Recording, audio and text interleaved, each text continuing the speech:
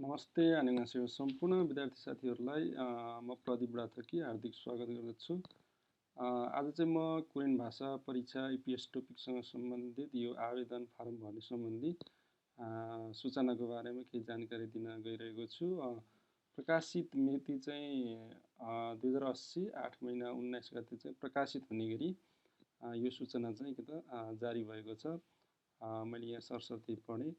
यहाँ भनेको छ नेपाल सरकार श्रम रोजगार तथा सामाजिक सुरक्षा मन्त्रालय र गणतन्त्र कोरिया श्रम तथा रोजगार मन्त्रालय बीच सम्पन्न समझदारी पत्र मौ अनुरूप रोजगार अनुमति प्रणाली EPS अन्तर्गत गणतन्त्र कोरियामा नेपाली नागरिकलाई उत्पादनमूलक म्यानुफ्याक्चरिङमा चाहिँ के त कामदारको रूपमा पठाउने सिलसिलामा उम्मेदवारको छनौट गर्न कोरिया भाषा परीक्षा सञ्चालन गर्ने सम्बन्धमा याचाडी कोरियाबाट चाहिँ के त प्राप्त परीक्षा कार्यक्रममा सामेल हुन इच्छुक योग्य नागरिकहरूबाट देखाइ बमोजिम विवरणका आधारमा आवेदन फारम दर्ता गर्नुहुन यो सूचना आह्वान गरिएको छ भनेको छ। अब यसमा परीक्षाको मिति भनेर यहाँ दिएको छ कमा भाषा परीक्षा EPS TOPIK UBT language test first round भनेको छ। अब यसमा चाहिँ अब म्यानुफ्याक्चरिङको विषयमा दिएको छ।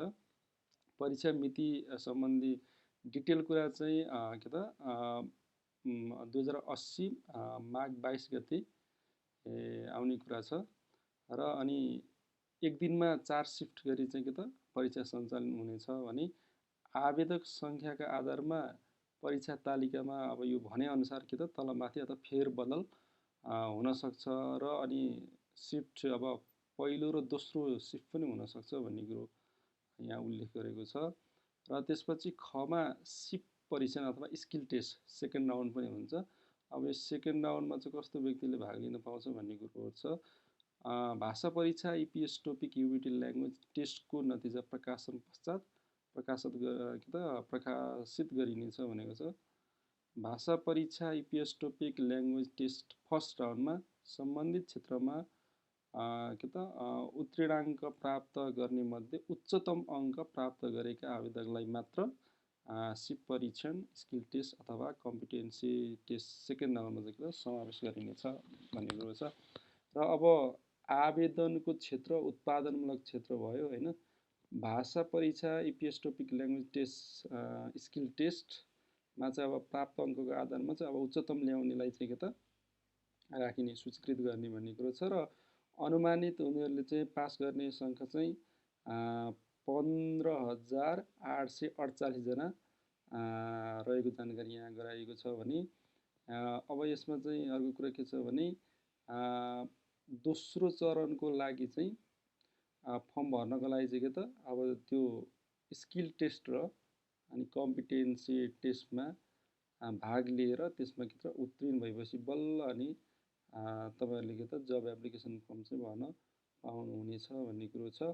र अब आवेदन कहिले दिने त अब इक्जामको फर्म कहिले भर्ने कुरो भर्ने भन्ने विषयमा यहाँ छ।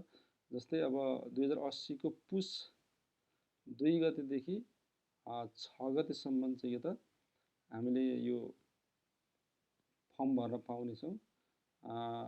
अब यसलाई चाहिँ इङ्ग्लिस डेट अनुसार चाहिँ डिसेम्बर 18 देखि डिसेम्बर 22 सम्म चाहिँ के त फर्म भर्नु पर्यो।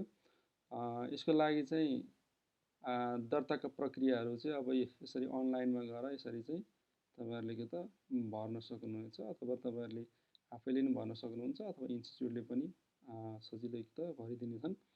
र जसको लागि चाहिँ तपाईहरुलाई चाहिने के त आवश्यक कागजातहरू चाहिँ राहदानी हुनु पर्यो र राहदानीको फोटो भएको पेजको बायो पेज रङ्गीन हुनु पर्यो, त्यसको स्क्यान, अनि त्यसपछि जेपीजी फाइल, अनि त्यसको चाहिँ क्राइटेरियाहरू यसरी रहेको छ। 600 पिक्सल हुनु पर्यो, त्यसपछि के त 100 KB चाहिँ के त त्यसलाई चाहिँ अपलोड गर्नु पर्यो।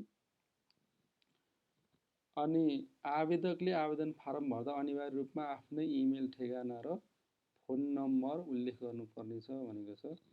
र अर्को आवेदन फारममा 3 महिना यता खिचेको दुवै कान देखिने MRP साइजको सेतो पृष्ठभूमि भएको अप्पर चेस्ट देखिने सेतो कपडा नलगाएको है, सेतो कपडा लगाउन पाइएन। सेतो कपडा नलगाएको रङ्गीन फोटो चाहिँ के त अब 100 देखि 300 पिक्सल अनि जेपिजी फर्मेटमा हुनु पर्यो, अथवा के त यो चाहिँ फेरि 15 केबी को चाहिँ हुनुपर्छ। अनि यो कुरा चाहिँ के त स्क्यान गरेर के त अपलोड गर्नुपर्ने छ भन्ने कुरो छ।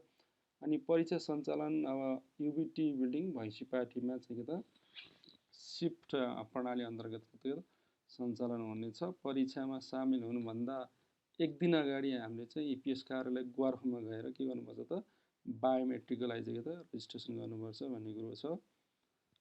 र परीक्षाको दिनमा चाहिँ अब 2 घण्टा अगाडि चाहिँ के त भवनमा पुग्नुपर्ने छ भनेर जानकारी गराएको छ। कतिपय के त विद्यार्थी साथीहरू चाहिँ परीक्षा सञ्चालन भइसकेपछि चाहिँ त्यहाँ के त परीक्षाको लागि गएको र उनीहरूले परीक्षा दिन नपाएको कुराहरू पनि त्यही आइरहेको छ। त्यस कारणले गर्दाखेरि यो कुरालाई नि तपाईँहरूले के त ख्याल गर्नुपर्ने भयो होइन।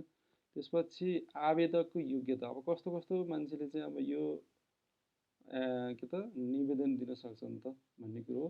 18 वर्षदेखि 39 वर्ष भित्रका नेपाली नागरिक अर्थात् सम्बन्धित उम्मेदवारको जन्म के त यहाँ डेट दिएको छ, यो मितिभित्र चाहिँ के त जन्मेको मान्छे हुनुपर्छ भन्ने कुरो हो। र कुनै फौजदारी अभियोगमा सजाय नपाएको त्यो हुनु पर्यो। अर्को, गणतन्त्र कोरियामा गई गैर कानुनी गतिविधिमा संलग्न भयो वा गैर कानुनी रूपमा बसोबास गरी कोरियाबाट फिर्ता नपठाइएको हुनु पर्यो। अनि कोरियामा E9 र E10 भिसामा 5 वर्षभन्दा कम अवधि बसेको त्यस्तो मान्छे हुनु पर्यो। र अर्को, कलर ब्लाइन्डनेस अनि त्यसपछि कलर के त विकनेस, यो चाहिँ एकदमै ध्यान दिनुपर्छ तपाईँहरूले। यदि तपाईँहरूको यो कलर ब्लाइन्डनेस अथवा विकनेसहरू छ भने तपाईँहरूले चाहिँ यो फर्महरू चाहिँ बिल्कुलै नभर्दा हुन्छ, दुःख मात्रै हो होइन। अनि त्यसपछि डिक्स भनेको चाहिँ तपाईँको चाहिँ कम्मरमा चाहिँ एकदमै अलिकति समस्या छ हो, केही कुराहरू उचाल्न चाहिँ अलिकति धेरै नै गाह्रो छ भन्ने त्यो पनि समस्या भयो। र अर्को, फिङ्गर एम्पुटेसन भनेको चाहिँ तपाईँको चाहिँ औँलाहरू चाहिँ के त यदि काटेको छ छिनेको छ भने उहाँहरूले पनि के त पाउनुहुन्न होइन। त्यसपछि सन् 2023 भित्र इपिएस टोपिक परीक्षाका लागि आवेदन नदिएको भन्ने कुरा छ। यो कुरा अलिक इम्पोर्टेन्ट नै छ। कस्तो भने यसले गर्दा चाहिँ अस्ति अब जुन सिप बिल्डिङमा जो विद्यार्थी साथीहरूले फर्म भर्नुभयो उहाँहरूले चाहिँ नपाउने भन्ने कुरा आयो। र त्योभन्दा अगाडिको एग्रीकोहरूले चाहिँ पाउनुहुन्छ, किनभने त्यो एग्रीको भनेको 2022 को हो, पछि थप पनि 2022 कै हो। त्यस कारणले गर्दाखेरि यो सूचनालाई यो 6 नम्बर पोइन्टलाई हेर्ने हो भने अब सिप बिल्डिङले पाएन र त्योभन्दा अगाडि के त 2022 कोहरूले के त सबैले पायो, त्यो कुरा आएको छ।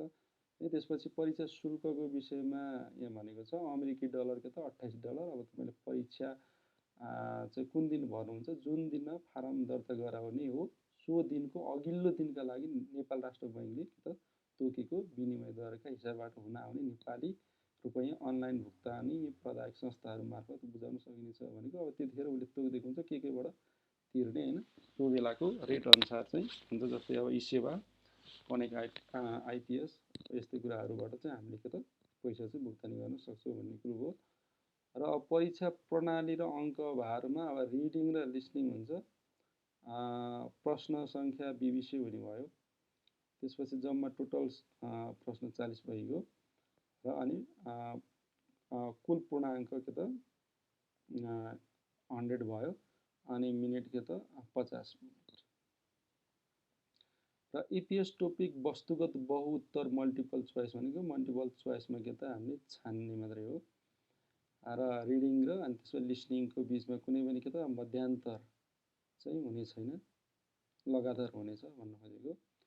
आवेदकले म्यानुफ्याक्चर अन्तर्गत निम्न के त सब क्याटेगोरी मध्ये कुनै एउटा छान्न सक्छन्, जस्तै एसेम्बल, मेजर र जुवाइनमा। र जहिले पनि यो कुराहरू चाहिँ यसरी सूचनामा के त प्रकाशित गर्ने बेला भनेको चाहिँ जस्तै कोरियन भाषा परीक्षा उत्तीर्ण हुनु भनेको रोजगारीको छनौट प्रक्रियामा सामेल हुन रोस्टरमा सूचीकृत हुनु हो।